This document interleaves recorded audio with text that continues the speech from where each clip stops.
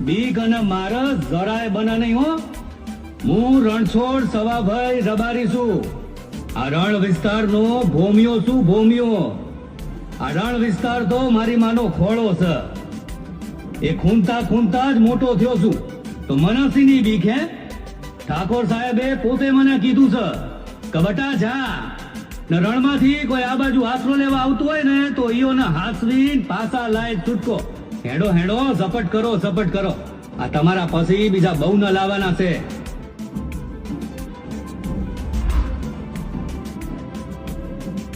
ઠાકોર સાહેબ, ભારત સરકાર આપની ઋણી છે. આપના જ પ્રયત્નોથી પાકિસ્તાનથી આવેલા હિન્દુ શરણાર્થીઓને જમીન, મકાન અને રોજગાર આપ્યો છે. તે આવનારી પેઢીઓ દિગ્દિગંત સુધી યાદ કરશે.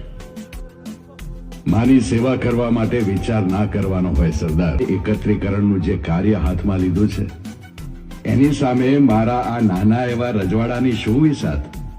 ભીમસેન બાપુ, વૃક્ષ નાનું ભલે હોય પણ તેનામાં કેટલી હિંમત ભરેલી છે એ તેના મૂળ કેટલે સુધી ઊંડે છે તે પરથી ખ્યાલ આવી જાય છે.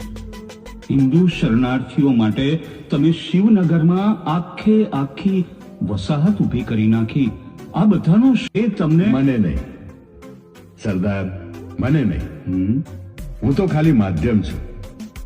જો તમારે આનો શ્રેય આપવો હોય તો અમારા રણછોડ રબારીને આપો. આજે કચ્છના વિશાળ રણને કણ કણથી ઓળખનાર અમારા પગી રણછોડ રબારી.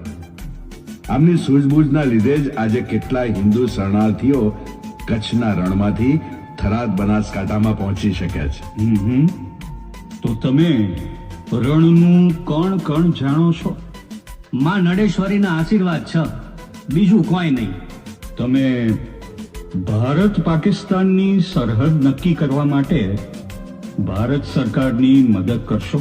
બાપુ, આઝાદી માટે જે માણસની એક હાકલ પર આખું ભારત જાગૃત થઈ ગયું હતું, જે સરદાર વલ્લભભાઈ પટેલ પોતાના અડગ સંકલ્પથી ભારતના ખંડિત રાજ્યોને એક ધ્વજ હેઠળ એકત્ર કરી રહ્યા છે, એ જ્યારે તમારી પાસે મદદ માગે તો મારી પરવાનગીની રાહ ન જોવાની હોય. રણછોડદાસ. ઓવા બાપુ. તમારું આખું નામ શું છે? મારું નામ રબારી રણછોડદાસ સવાભાઈ છે. અને તમારું ગામ ક્યાં? પથપુર ગથરા જે ભાગલા પડ્યા છે એમાં છૂટી ગયું પાકિસ્તાનનું. અત્યારે સોઈગામ નજીક લીબડામાં રહું છું. અને આમ ભારતના ધરતીપુત્ર સરદાર